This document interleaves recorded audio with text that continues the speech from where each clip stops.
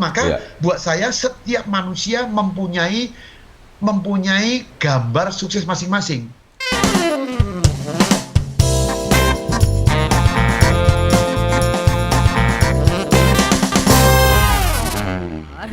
Kita hari ini di Jadi Pintar akan berbicara mengenai stay positif, stay strong, stay sukses. Semuanya juga kepengen ya. Tapi kan kalau kita hanya bilang aja, ngomong doang, itu hanya menjadi angan-angan. Tetapi kalau kita bisa menjalankannya, dan itu merupakan milestone-nya kita. Kita kan boleh berbangga dong.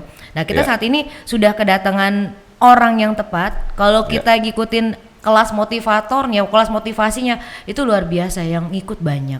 Lumayan ngerogoh kocek juga ya. Tapi di sini kita mendapatkan ilmunya dengan cuma-cuma. Jadi teman-teman kalau nggak mantengin rugi banget ya. Tapi sebelum acara dimulai jangan lupa like and subscribe channel kita supaya kita memberikan teman-teman semuanya motivasi. Motivasi. Hidup kita terlalu termotivasi. Oke. Sekarang kesibukan apa sih anyway Om Andri Wongso? Ya, kalau kondisi sekarang ini kan lagi COVID-19, jadi work from home. Di rumah, punya kesempatan banyak untuk berpikir, berkarya, canda ceria dengan anak dan istri, ya. Dan lagi ini buku saya di belakang saya ini ada 2000 buku. Punya banyak kesempatan untuk merewind kembali, mengisi kembali, refresh kembali, menyegarkan kembali pikiran dan hati, sehingga banyak sekali input yang didapat, sekaligus kreativitasnya tumbuh, menunggu datangnya kembalinya normal ya, normalisasi lagi. Ada ide-ide baru untuk kita sampaikan nanti setelah normal. Kita bikin target baru untuk mengisi kondisi yang kesempatan yang terbuka nanti. Itu. Di rumah tetap produktif dong ya, Om Andre? Ya, tetap. Nah, itu juga olahraga setiap hari, karena bagi saya betapa pentingnya fisik ya, olahraga. Sehingga apalagi sebagai pencetus senam AW, saya harus jaga setiap hari kondisinya, latihan ya besi, ya latihan fisik, belum lagi badminton. Badminton saya setiap minggu 2 kali. Oh, tetap badminton. Badmintonnya di mana sekarang, Om? Ada di dekat Jalan Panjang sana. Dengan teman-teman ya, tapi kita jaga-jaga juga lah. Paling yang datang 8 orang, kita muter-muter di situ aja. Jadi Om Andre ini karena penemu dari senam AW, followernya banyak, ribuan. Berarti senam AW ini bermanfaat buat kita ya.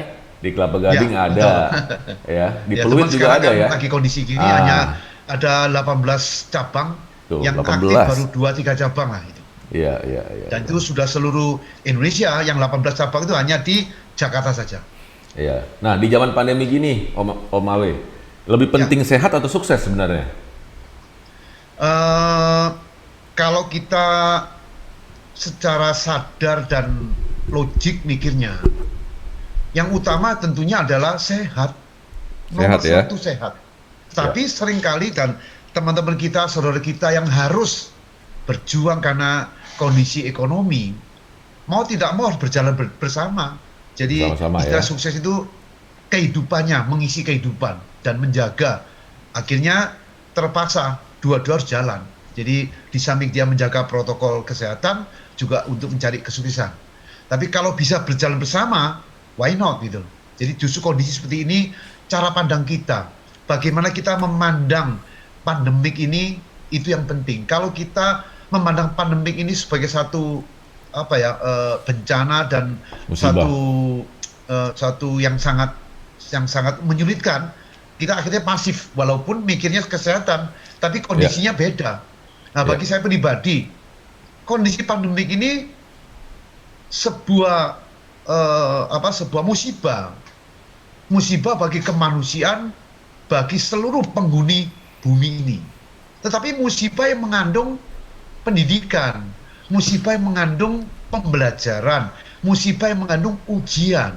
Kalau sudut pandang kita melihat ini sebagai satu ujian, sebagai satu pembelajaran, sebagai satu pendidikan, kita secara mental sadar, oh ini pendidikan, ini pembelajaran. Jadi saya jaga kesehatan saya, jaga mental saya untuk menghadapi kondisi sulit ini. Ini penting banget. Banyak sekali orang karena kondisi seperti ini down. Coba kita lihat sendiri. Benar. Banyak sekali perusahaan-perusahaan, hampir 95% kondisinya ambruk, akan Iya. ambruk dan sudah banyak yang bangkrut. Belum orang-orang yang di PHK. Lalu bagaimana mikirnya? Iya. Maka betapa pentingnya sudut pandang mental melihat kondisi ini sebagai satu pembelajaran. Kalau udah seperti ini, saya akan jaga dong protokol kesehatan, saya jaga secara ketat karena saya sadar kesehatan nomor satu. Benar. Tapi di samping itu bisa nggak saya bisa usaha? Ya bisa. Kalau suruh pilih, kesehatan nomor satu. Walaupun tidak adanya pandemik, number one is healthy, kesehatan. Iya. Nah, kalau bisa berjalan bersama, di samping mentalnya bagus untuk menjaga protokol kesehatan, di samping itu saya juga mau mengembangkan diri, silakan. Tapi tetap poin pentingnya di secara mental adalah kondisi pandemi ini kesehatan. Nah, Kesehatan. jadi bukan hanya sehat secara fisik, tapi juga sehat secara mental. Gitu. Sebelum ada Om Andre ini, kemarin kita datangan nih Om Anton. Om Anton tadi kemarin cerita tuh, Om Andre.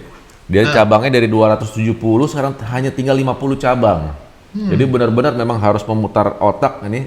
Saya pikir bukan hanya dari segi karyawan saja, tapi para pemilik bisnis juga harus bisa berpikir ekstra kreatif supaya tetap bisa mempertahankan keselamatan bisnisnya ya. Gitu. Nah, gimana tuh supaya? Maka itu betapa pentingnya memandang ini sebagai satu pembelajaran atau pendidikan.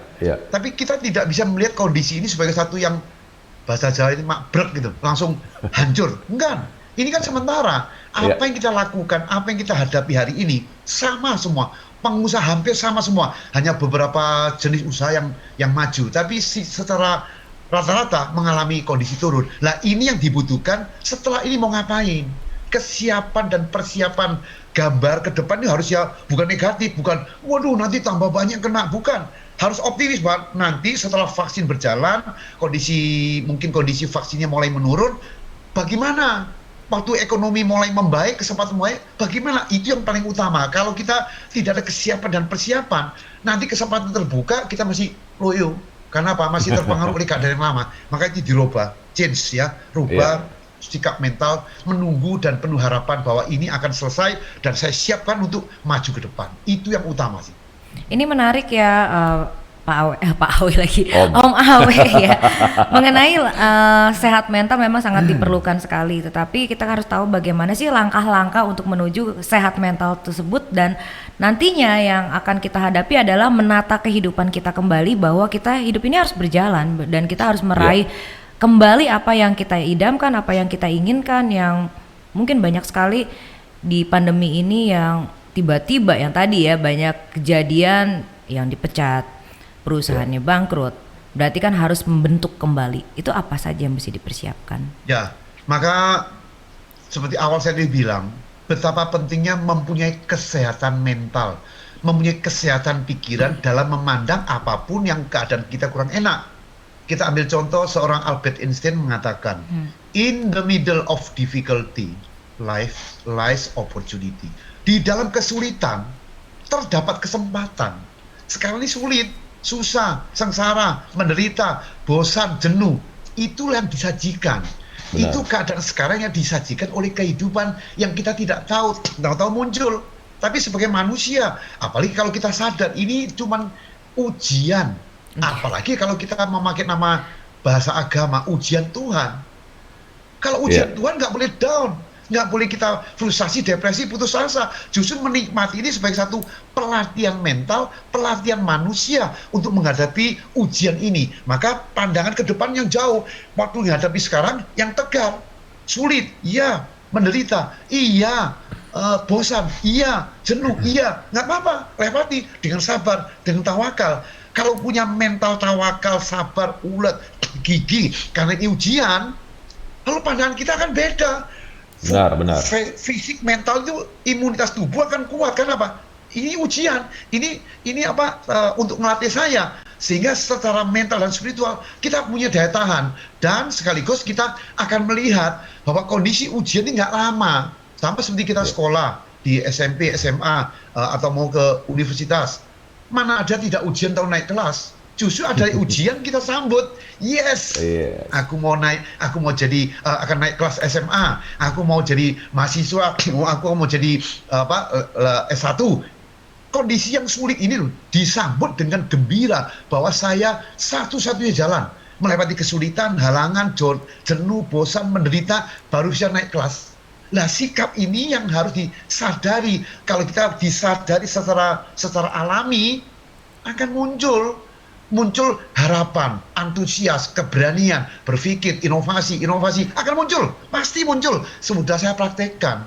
Jadi caranya gimana? Menghidupkan tadi bahwa ini tidak selama seperti ini, akan berubah kembali, mungkin lebih tinggi lagi. Nah, kesempatan ini nanti yang bisa melihat. Maka ada 3 orang penting dalam dunia ini melihat kesempatan. 1, orang yang menunggu kesempatan. Nunggu doang. Nunggu terus ya. Diam. Orang kedua adalah orang yang menciptakan kesempatan. Cari dan ciptakan kesempatan. Orang ketiga adalah orang yang memanfaatkan kesempatan. Seperti hari ini. Banyak kawan-kawan kita yang komunikasi dengan saya, minta saran apa. Ternyata banyak sekali yang bisa diciptakan, bisa dimanfaatkan kondisi yang lemah ini untuk jualan. Ya, entah saudaranya, entah temannya, entah ibunya, entah siapa saja yang dia kenal, dijual secara online. Kalau dulu kita harus buka toko, ini enggak. Bikin produk, di foto-foto, masuk ke online, jualan. Laku. Nah, berarti kan ada kesempatan. Di saat kondisi yang parah, bisa kita ciptakan dan bisa kita manfaatkan kesempatan. Siapa yang bisa? Orang yang punya harapan. Orang yang optimis. Selama orang itu optimis, akan ada jalan keluar. Jadi untuk melahirkan optimis, cara mikir harus benar. Selama cara mikir tidak benar, kita tidak akan tahu. Maka mari, kondisi seperti ini adalah suatu kesempatan kita melatih otak, mental, sikap, meningkatkan diri kita. Jadi makin berat, mana ada kondisi ini nggak berat. Seperti saya juga berat dong. Toko kita jual Harvest, kartu kata-kata Mutiara Harvest, buku Derry, buku dan lain sebagainya. Tokonya tutup semua. Nah, justru karena tertekan seperti ini, muncul ide. Karena punya mental yang bagus, cari ide. Keluarlah jualan lewat online, ternyata omsetnya juga bagus. Maka dalam kondisi seperti ini, ingat, jangan banyak mengeluh. Nyalakan Tuhan, nyalakan keadaan, nyalakan ABC. Nggak ada. Terima sebagai tanggung jawab hidup.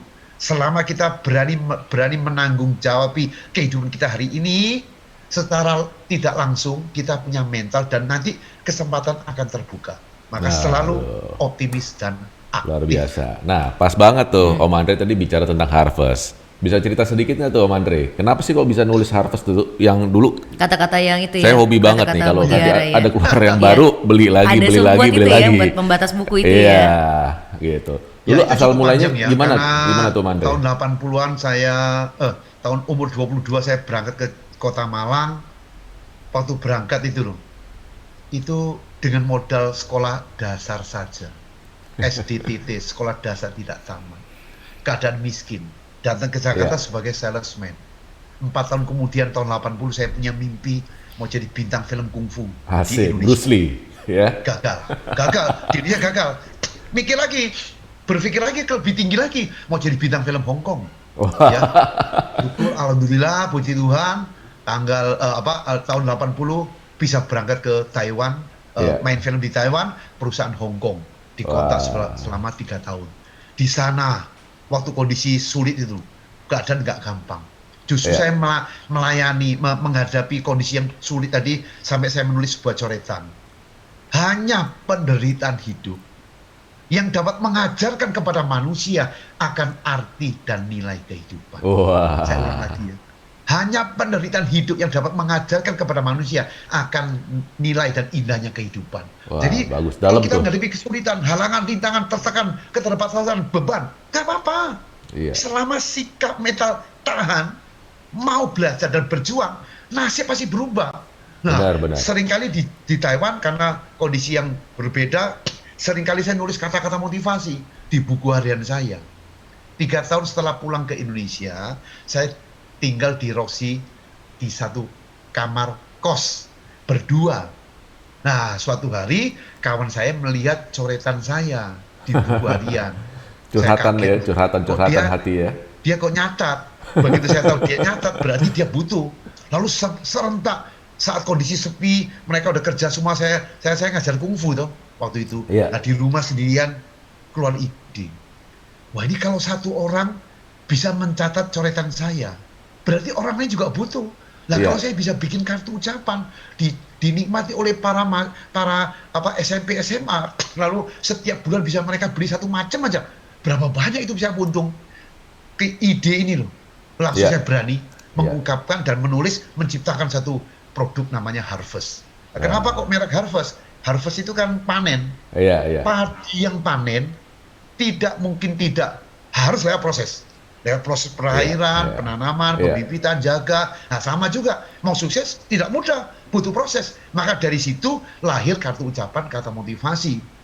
Naik motor trail, ya, keliling ke toko-toko setelah jualan, setelah melatih, setelah ngajar kungfu, keliling ke toko-toko, ditolak, bangkit, bangkit. Lama-lama ada orang yang menerima produk ini. Lama-lama diterima dalam Iya. waktu singkat 5 tahun saya. Ya, syukur. Nasional lagi ya, langsung ya. Di seluruh Jadi Gramedia dulu. berubah total. Iya. Ingat banget Ya, saya, kalau ya. itu berubah total. Laris manis. Mau di mana Katakanlah aja. Nama Harvest itu tadi. Nah. Sampai hari ini tetap Iya. Tapi berarti waktu pertama kali Harvest itu masih single ya Om ya? Belum married ya? belum. Udah pacaran belum? Ditampingi oleh mantan pacar saya. Kebetulan dia tinggal di sebelah saya. Haryanti Leni, sarjana hukum. Iya. Biar SD nggak apa-apa, SDTT, sekolah dasar tidak tamat, TBS, tapi bisa sukses. Iya. Karena sukses adalah hak saya. Oh iya, semuanya juga hak untuk setiap orang aja ya. Setiap orang harus Ya. memiliki impian Nah, dan dari sanalah, cita-citanya ke dari depannya. sana baru lahir sebuah filosofi success is my right. Duh, saya Bahwa- nggak punya gelasnya loh. Setiap orang berhak untuk berhasil. Iya. Sukses bukan milik orang-orang tertentu. Sukses milik Anda, milik saya, dan milik siapa saja yang Iya. benar-benar Iya. menyadari, menginginkan, dan Iya. memperjuangkan dengan sepenuh hati. Gitu. Nah, Dan yang menarik ya. Kata-kata ini Perjuangan memengaruhi sepenuh jutaan. hati. Tidak ada yang memengaruhi jutaan instan. orang yang lagi miskin, yang Iya. lagi frustasi, depresi, kurang sekolah, dan lain sebagainya. Nggak ada. Semua kita punya hak untuk berhasil. Itulah lahirnya kata-kata motivasi berdasarkan apa yang sudah saya lewati. Benar. Benar. Jadi semuanya ini melewati tangga. Iya. Step by step, bahwa kehidupan Iya. itu ada prosesnya. Tapi kata orang bilang, ya katanya yang bilang mengatakan Gen sekarang ini, Gen Z ini memang Generasi mereka Z. lebih ekspresif, mereka lebih banyak tahu bagaimana untuk mengelola dirinya. Tapi ada cap yang sedikit nggak mengenakan, yang katanya maunya serba instan. Bagaimana mengenai tanggapan ini, bahwa kita tahu bahwa kehidupan itu ya tidaklah mudah, tapi yang dituntut di sini mereka tuh pengennya cepat dan cepat dan cepat. Siapa juga mau cepat ya. Iya. Bagaimana menanggapi yang kata yang instan tersebut, dan bagaimana menggantikan, apakah bisa dalam pembelajaran prosesnya nanti generasi ini kan yang generasi yang akan menggantikannya kita kan nanti ya setelah milenial seperti Iya. itu. Jadi proses apa yang maksudnya yang harus dipegang Butuhkan, oleh ya. mereka gitu. Ya, memang kata-kata ini sebetulnya juga berlaku untuk kita yang kepala 4 ke atas. Dulu orang tua kita juga bilang, orang tua kita juga, oh enak lu zamanmu, zamanku susah. Sama juga. Jadi sekarang yang generasi Z yang lahir 2019 97-an gitu ya, Iya. yang sekarang umurnya 35 ke bawah, Iya. ya, generasi Z. Jadi memang karena kondisi pertumbuhan teknologi yang begitu canggih, mereka itu lebih banyak melihat contoh-contoh yang berhasil dengan waktu singkat, lalu mau niru, nggak bisa. Siapapun yang sudah berhasil, anggap aja Google, anggap aja Facebook, Mark Zuckerberg. anggap aja si Jack Ma dan lain sebagainya, itu waktu singkat karena dia melakukan satu dobrakan, menciptakan satu produk yang spesial, yang beda, yang unik, sehingga dalam waktu singkat naik ke atas, lalu sukses. Ini habis sukses memang gampang. Ya gampang. Mereka kalau tidak bisa mempertahankan dengan ketat dan menjaga dengan ketat dan kerja dengan keras akan bubar. Jadi anak-anak boleh mikir seperti itu, padahal kenyataan nggak seperti itu. Iya, Tetap semua tetap membutuhkan butuh satu proses ya. proses pola pikir, keuletan bahwa perjuangan itu nggak bisa secara instan, selamanya nanti kapanpun. Jadi biarpun kita sekarang ada ide yang bagus, mungkin lompatan mimpi lebih cepat. Wah, saya akan jadi sukses, akan kaya. Coba begitu produknya, bikin produk ya, umum produknya diterima orang, online umumnya, jaganya setengah mati. Karena nggak lama akan muncul produk yang lain. Maka di sini untuk para generasi muda, generasi Z itu tetap bahwa apapun yang terjadi, karir kita mau meningkat, boleh mikirnya instan. Tapi secara nyata, nggak ada. Tetap membutuhkan satu proses perjuangan. Nah, nilai proses ini pasti harus dilewati. Maka sekarang cara mikirnya ini aja, cara mikir mereka dirubah bahwa saya mau cepat, boleh. Karena memang percepatan di dalam teknologi begitu maju sekarang.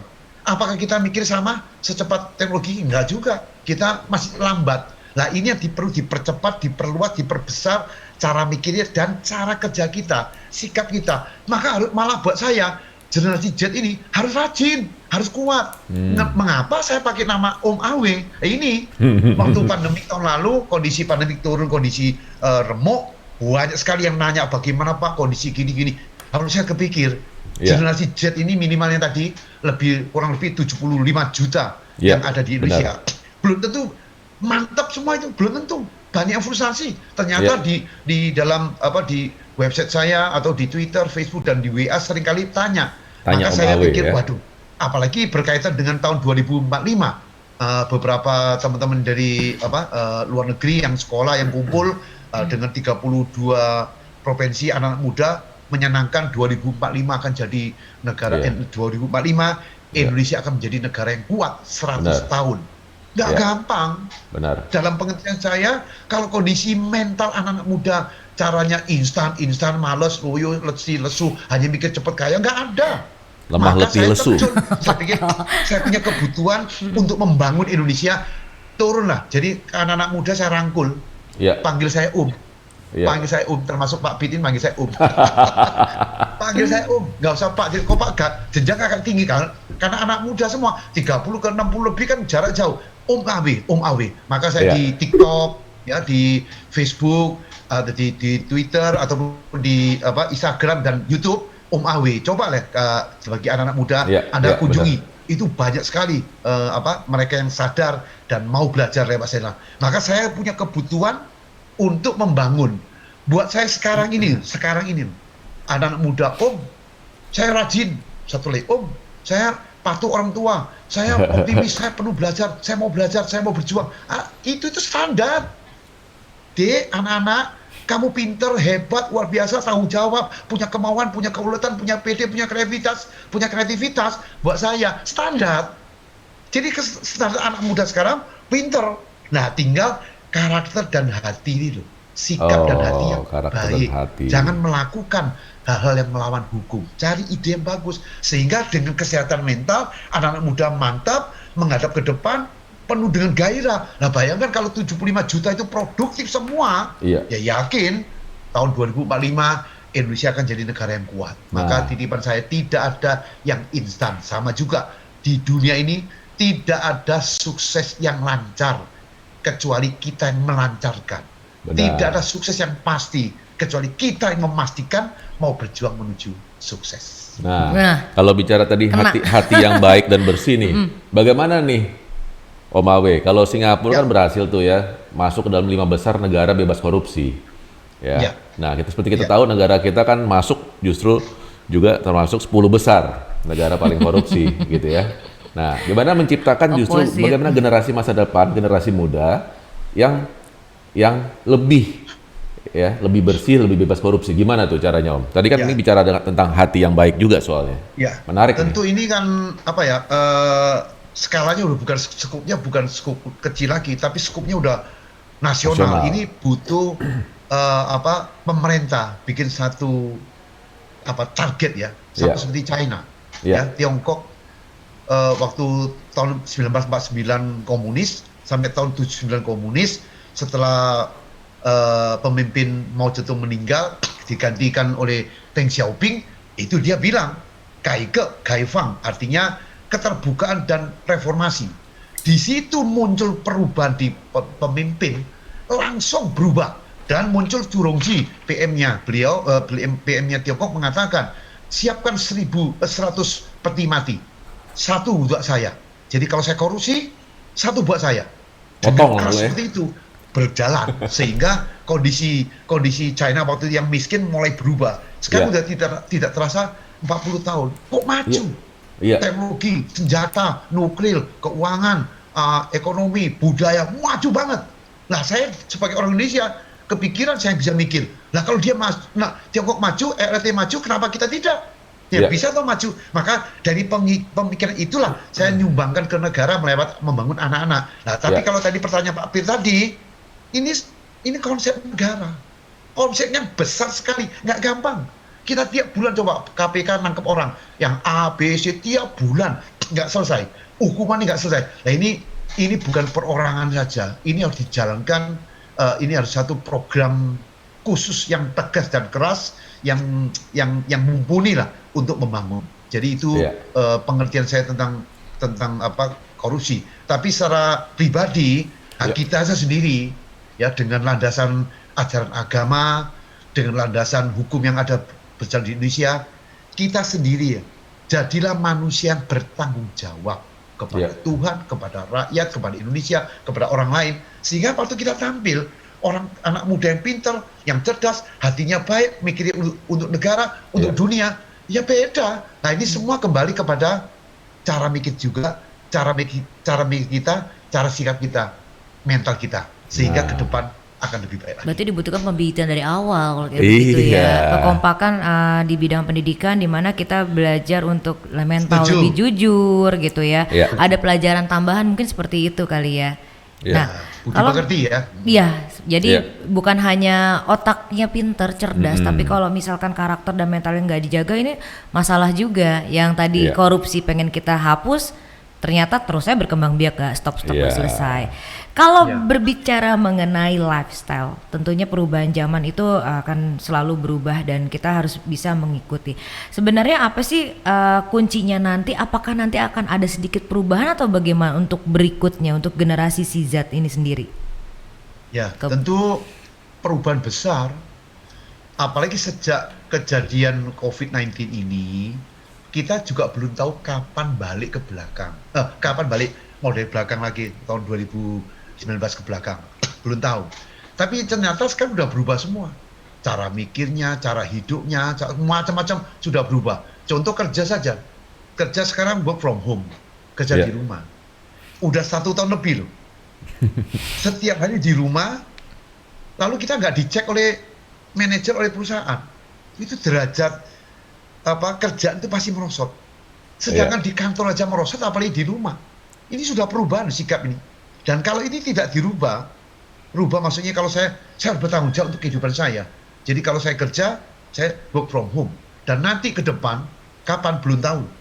Maka di sini kesiapan kita harus fleksibel, terutama individu anak muda dan kita termasuk kita harus fleksibel. Maksudnya adaptasi ke depan yang positif. Bahwa kondisi boleh sekarang seperti ini mau balik lagi ke contohnya seminar lah. Saya seminar dulu setahun bisa 250 kali seminar, sekarang 1 pun tidak. Kenapa? Nah, orang takut kumpul. Tapi kita mikir sekarang seminar hampir tiap minggu bisa 3-4 kali webinar Zoom seperti ini. Bisa berubah nggak nanti? Bisa. Saya masih yakin akan berubah. Tapi sebelum berubah kan sikap kita tetap harus tahu bagaimana menyesuaikan diri. Jadi penting punya sikap mental adaptif, penyesuaian, tapi tidak menghilangkan karakter dan pola pikir kita. Kalau kita bisa mempunyai sikap adaptif, bisa fleksibel berubah dalam kondisi yang tetap, tapi saya punya karakter yang baik, punya sikap yang baik, punya pola pikir yang baik, punya cara gaul yang baik, kita akan jadi insan yang berfungsi dan punya nilai untuk kehidupan ini. Nah, yang berikutnya nih Om Andre. Om Andre kan di Instagram bicara tentang gaisan tuh, perbaikan berkesinambungan. Bisa cerita lebih banyak nggak, jelaskan kira-kira apa yang sendiri yang dimaksudkan dengan gaisan ini? Gaisan tadi ya, sempat dibahas tadi ya. Gaisan ini sebetulnya itu sebuah filosofi yang harus dipegang oleh setiap manusia. Entah itu manusia, entah itu keluarga, entah itu negara, entah itu dunia. Karena Kaizen artinya kan pembenahan, perbaikan yang berkesinambungan, pelan terus. Jadi sama seperti hierarkinya Maslow. Kita sandang papan pangan itu yang penting cari, lalu naik ke atas lagi sampai 5 tahap terakhir adalah aktualisasi diri. Nah, aktualisasi diri ini menurut Maslow itu buat saya adalah konsep proses sebuah kehidupan. Ya. Maka saya sering kali bicara, if better is possible, good is not enough. Jika lebih baik itu memungkinkan, baik saja nggak cukup. Terus, baik nih nggak cukup, naik terus. Nah kalau naik bagaimana? Kaisan, proses benahi.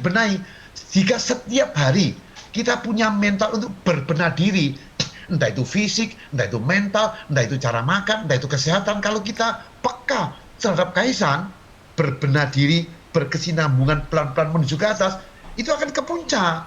Kita akan nikmati. Maka kadang-kadang kalau di perusahaan ngasih target sekian lebih tinggi dari tahun lalu. Waduh, perusahaan bahaya nih. Kita tahun ini berat kok dikasih target lebih tinggi. Kok naik terus ya? Sebuah perusahaan naik sama seperti kita umur 10, 15, 20 kan naik terus, kebutuhan juga naik sampai ke puncak. Jadi padahal kehidupan itu ada tantangan, sebuah proses.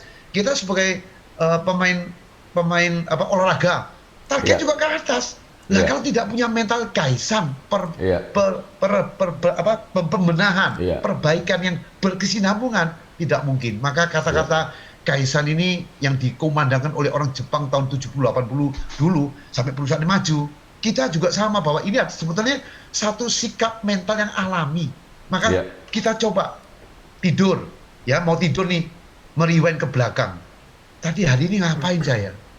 Apa saya telah melakukan kegiatan-kegiatan yang menuju apa saya gambarkan? Yang bermanfaat ya. Besok, saya mau apa nih? Saya mau apa?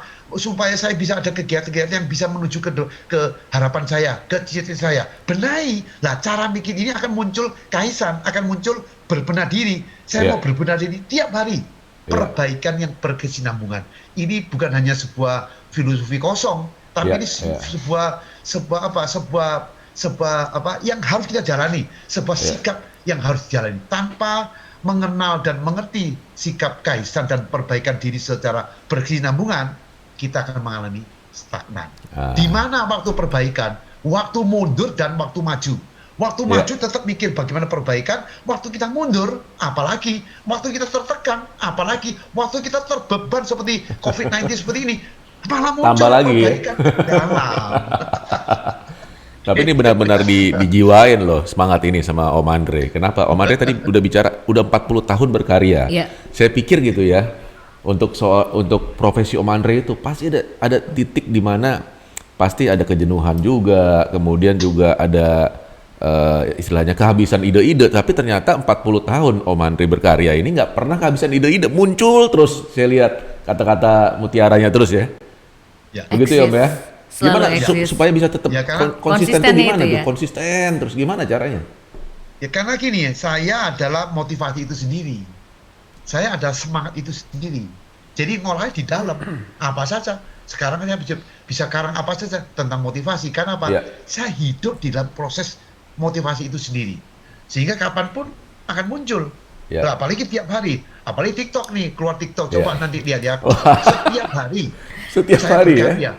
TikTok muncul, mungkin ya 20 detik, tapi intinya lihat kan, sudah hampir 5 bulan gak ada yang sama itu, 5 bulan kata-kata tidak ada yang sama. Nah ini karena saya adalah sumber itu sendiri.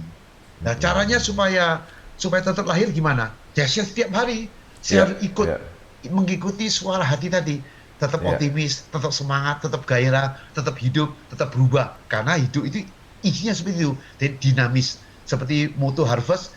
Kreatif, energi, dinamis. Harvest ya, kreatif, dinamis ya. Energi, dinamis, berubah terus. Kalau itu bisa kita jalani, nah kita lentur, mengikuti keadaan lentur sampai nanti menua dan akhirnya kita meninggal. Tapi kita nikmati, kita padatkan hidup benar. Berarti apa yang sudah dibicarakan di depan umum dan sharingkan itu adalah pengalaman hidup sebagai motivator. Jadi kita menjalankannya itu bukan hanya teori gitu ya. Every day. Persis. Luar biasa. Jadi kita ini adalah role modelnya dari apa yang kita kata-katakan. Iya. Ya, walk the talk. Nah itu, ini contoh. Jadi nggak hanya Ini sekedar keren loh. teori aja ya. Dan Tapi Om Andre ini saya tahu dari muda nggak pernah gemuk tuh. emang ini Om konsisten Andre terus ya. Nggak pernah gemuk. Berarti Tadi loh. ada banyak Rahasianya cara. apa? Makannya sedikit atau Perbaikan banyak olahraganya? Yang Olahraga nih pasti nih. berkesinambungan tiap hari Konsisten. olahraga. Satu Tiap konsisten. Tiap Ada hari olahraga. timbangan, lihat timbangannya, jadi jaga diri. Iya toh. Iya, Kalau iya, bisa iya. turun lagi. Nah, jadi tetap karena memang olahraga sangat dibutuhkan. Iya. Betul. Tapi ada cheat day-nya juga dong Om Andre. Kenapa? Ada cheat day-nya, jadi ada hari Cheating. ya cheating day-nya, jadi hari-hari tertentu pengen makan besar, makan enak sama keluarga ada juga dong. Ya ada. Kalau enggak itu kalau soal ide itu tiap hari undangan banyak. Teman-teman Om Andi kita makan enak. Tahan. Maka kemarin itu gara-gara ada kurang lebih 10 hari ya undangan. Waduh, saya Tiap hari ya? asam urat. Sampai 3 minggu saya ini sakit napas. Godaan. sakit. Nah di sini saya bilang belajar, udah lain kali udah nggak sungkan, tolak dulu aja deh. Apa itu Iya. apa? Gara-gara makan apa? Keripik atau apa? Kok bisa asam urat? Ada. Kacang. Oh, kacang. Oh, yang buat kita aman tidak aman buat Om Nah, Awet. saya ke Bali bawa oleh-oleh kacang yang paling enak Pak. Wah Nggak taunya tiap hari seminggu kemudian jebol asam urat. Nyut. Ini kan suatu pelajaran di mana kita mengalami kondisi yang tidak baik, Iya. kita berpikir terima secara positif, rubah dan jaga. Tuh, rubah dan Nah. menjaga. Apa yang sudah dijalankan itu merupakan suatu pelajaran juga buat diri kita sendiri bagaimana flashbacknya nanti ke depannya. Dan ini kan apa yang tadi dijalankan adalah motivasi buat orang lain. Sebagai seorang motivator, apakah Om Awe ini merasa sudah sukses atau belum? Dan apa pendapatnya Om Awe tentang kata sukses itu sendiri? Karena dia sering banget sukses di mana-mana. Sukses adalah ini. Banyak kata-kata sukses itu Buat saya, jabarannya. Iya. Sukses cuman sebutan. Iya. Sebutan. Gagal juga sebuah sebutan. Sebutan dari satu proses perjuangan hasil akhir Benar. disebut sukses. Kalau proses perjuangan tidak berhasil disebut gagal. Lah, kalau apa yang diperjuangkan berhasil disebut sukses, berarti ada sesuatu yang diperjuangkan. Umpama atlet, Iya. sukses nggak? Gagal berarti nggak juara. Ya. Kalau juara, sukses. Jadi yang penting bukan suksesnya, yang penting juaranya. Kalau Ya. kalau udah tahu apa menjadi target juara, setelah berjuang mati-matian berhasil namanya sukses. Jadi setiap orang mempunyai target masing-masing. Oh, anak muda yang pacaran, target dia menikah namanya sukses. Kalau sebelum menikah belum sukses, pacaran akhirnya mencapai puncak. Anak mahasiswa ya, kalau sampai lulus disebut sukses. Setelah berakhir sukses.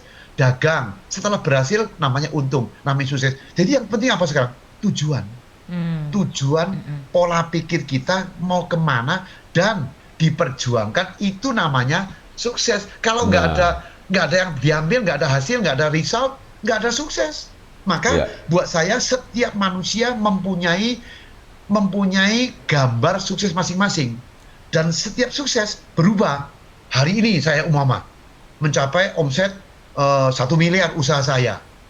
Habis 1 miliar berhenti ya? Nggak mungkin berhenti. Saya mau 2 miliar. Nah, sehingga terjadi perbedaan dan perubahan. Setiap manusia individu punya target masing-masing, punya perbedaan masing-masing, punya pandangan masing-masing, dan setelah itu berbeda lagi.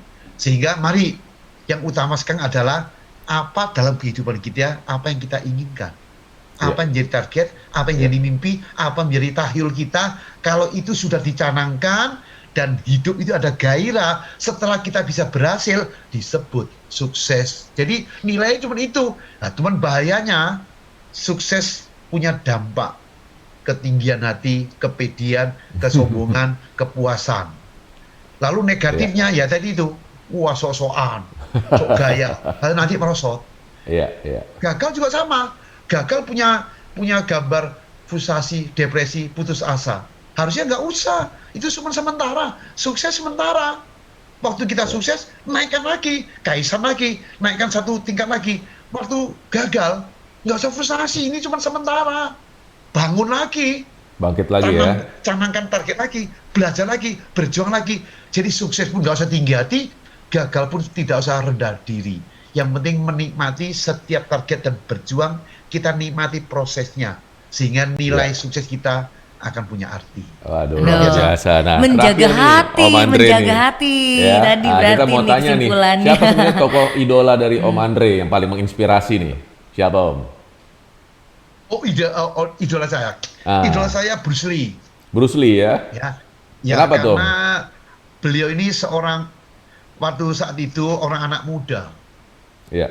19 berangkat ke Amerika, punya satu ide mengembangkan kungfu dan punya khayalan. Jun Van Jet Kundo ya? Saya ini kalau bicara motivasi dan bicara kungfu, lebih expert bicara kungfu. Karena munculnya sukses saya dari kungfu. Iya, jadi guru Beliau kungfu pernah ya? bilang, nulis kata-kata yang dijual laku 300 juta setelah beliau meninggal. Dia tulis kurang lebih gini ya, Iya. Cita-citaku, judulnya. Aku akan menjadi bintang superstar oriental pertama di Amerika dan akan mencapai top dunia dengan bayaran termahal di dunia. Aku akan menampilkan kungfu dengan begini-begini. Wah, bener. Apa yang dia gambarkan tercipta. Sampai 5 film tadi. Fist of Fury, The Big Boss. Film kedua Fist of Fury. Film ketiga kalau nggak salah The Game, Enter the Dragon, The Way of the Dragon, dan Game of Death. 5 grup pecah rekor. Di tahun 70-an saya udah nonton saya waktu itu miskin, nonton di Misbar, Grimis Bubar. Dia 10 kali, minimal 10 kali saya nonton.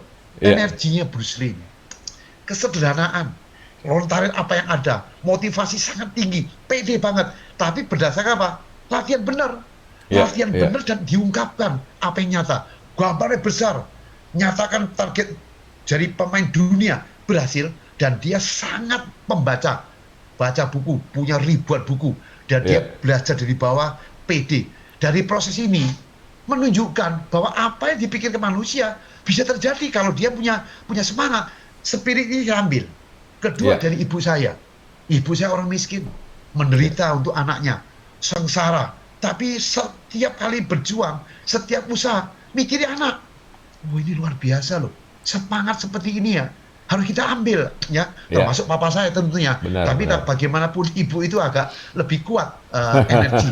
Surga di telapak kaki ibu soalnya. Iya, of course. Nah, dari energi ibu sendiri, dari energi ibu ini saya membentuk pastikan untuk meniru membentuk seorang Andri Wongso ya. Beliau ini berjuang. Nah, dari situ akhirnya semua bisa tercapai seperti apa yang saya gambarkan sendiri. Maka buat saya satu lagi, sukses itu adalah hasil akhir. Lalu idola saya Bruce Lee dan mama saya sendiri. Nah, saya mau tanya tuh satu lagi nih masih Om. banyak lah ya. Ada satu lagi. Yang kalau Ipman gimana Ipman? Oh, Iman. Bagus. Ipman. Karena beliau juga zamannya waktu Bruce Lee juga belajar Ipman, terutama untuk jurus Yong Jun ya. Yong Jun atau Wing Chun. Ya, dari Ipman kita bisa belajar bahwa manusia kalau mau berhasil harus satu yang fokus. Kalau satu fokus terus-menerus diulang, jadi ilmu. Sehingga dia bisa menebarkan ilmu ke seluruh dunia lewat anak buahnya semua. Ya sama juga seperti kita hari ini. Siapapun kita, nggak usah pesimis, nggak usah takut. Apapun kita, sekolah kita, nasib kita, keturunan kita, siapapun kita keturunan orang miskin, sekolah kurang, nggak masalah. Yang penting kita mau kemana? Tahu nggak arahnya?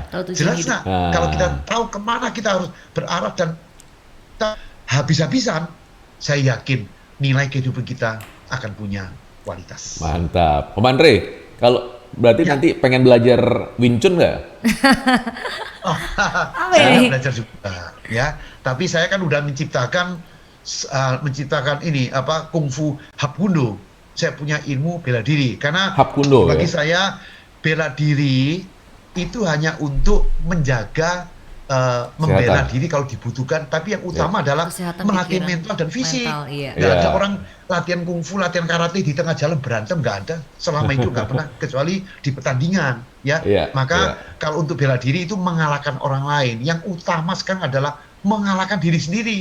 males lah, negatif lah, curigaan lah, pesimis lah, itu dirubah. Itu lebih penting daripada mengalahkan orang lain.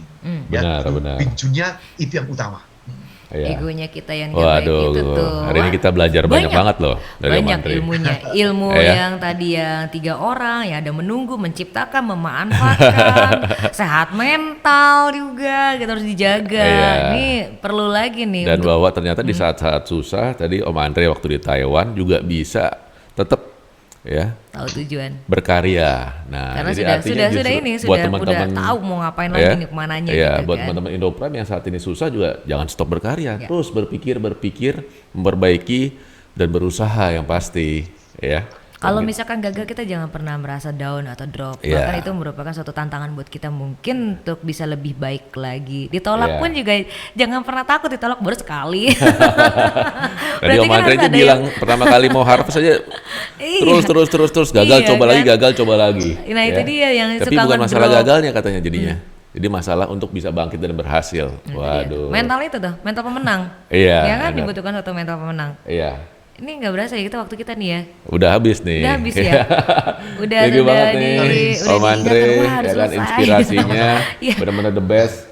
Saya yakin sangat bermanfaat buat teman-teman kita dan generasi muda Indonesia. Terima kasih banyak ya saya Om Ari. sangat apresiasi tentang Prime TV ya, Indo Prime TV melayani masyarakat. Jadi saya harap Prime TV tetap saja ya mencari ide, mencari narasumber yang positif dan tidak pernah berhenti, karena acara-acara seperti ini sangat dibutuhkan, mendidik toh, pendidikan penting banget ya. Saya harap Indo Prime TV makin sukses, luar biasa. Terima kasih Om Awe. Kita udah dapat ininya juga, supportnya juga dari The Best Motivator. Rasanya kita pengen jadi seperti Om Andre nih ya. 40 tahun berkarya loh. Bukunya lihat belakang. Bukunya. 2000 bukunya. Iya, sanggup nggak itu? Kita masih konsisten baca terus tuh. Makasih banyak ya Om Andre ya. Semoga apa yang sudah menjadi motivasi ini kita tetap konsisten dan menjalankannya. Thank you Om. Sehat ya. Ini sehat ini ya, sehat pikiran kita, mental kita nih. Jaga. Dan tadi jangan lupa bahwa generasi muda juga tetap harus rajin baca buku. Ya. Itu tuh. Ya. Seperti waktu itu bilang juga loh. YouTube aja. Me time tuh paling penting ya. Pas kemarin narasumbernya Sunil. Ya, me time. Ya sekarang ini nih suka penyakitnya pada nonton sih. Iya sih. Gimana caranya? Itu salah satu kebiasaan belajar anak zaman now. Iya. Ya, tapi saya pikir baca dan lain-lain ya. Itu juga merupakan salah satu cara yang paling konsisten. Gak hanya kita untuk beli menambah ilmu-ilmunya buku kita fisik kan aja ya. Kan sekarang kan lagi zamannya semua lewat gadget, kita bisa membaca e-book juga. Iya, benar. Tahu bagaimana menggali, dan yang pertama adalah kita tahu mau jadi apa. Mau jadi apa kamu? Iya. Ya, ingat gak sih dulu ada lagu Susan nih punya cita-cita kan. Nah, boneka Ayu udah punya cita-cita, gimana kamu semuanya? Anaknya sekarang mikir yang mana ya? Gue belum. Ya udah deh. Waktunya Eke Sierra Tricia pamit dulu. Jangan lupa ya like and subscribe supaya kita bisa memberikan informasi yang penting buat kamu dan kawan aku. Ya tetap Pierre Senjaya, dan lupa ikutin program-program kita berikutnya di Jadi Pintar, bedah-bedah buku, dan yang pasti banyak manfaatnya. Oke, sampai jumpa lagi di episode berikutnya. Dah.